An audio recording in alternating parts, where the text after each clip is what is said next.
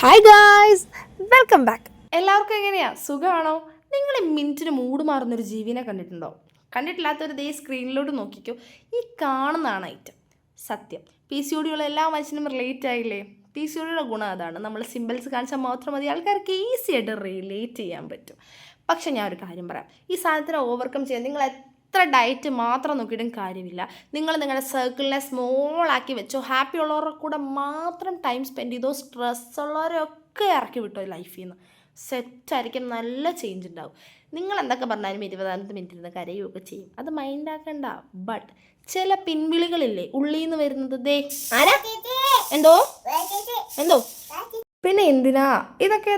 എത്ര വലിയ പ്രശ്നമാണോ ഇതൊക്കെ? നമുക്ക് ഈസിലി മാനേജ് ചെയ്യാൻ പറ്റുന്ന കുറച്ച് കാര്യമില്ലേന്ന് തോന്നിപ്പിക്കുന്ന കുറച്ച് പേര് നമ്മുടെ ലൈഫിലുണ്ടെന്നുണ്ടെങ്കിൽ നമുക്ക് ഈസി ആയിട്ട് ഈ സാധനം സെറ്റാക്കാൻ പറ്റും. അപ്പം എങ്ങനെയാ ഈ കണ്ട എനർജിയോടെ ഡെയിലി വ്ളോഗ്സിൽ കാണാം. അപ്പം ശരി, ഓക്കെ, ബൈ.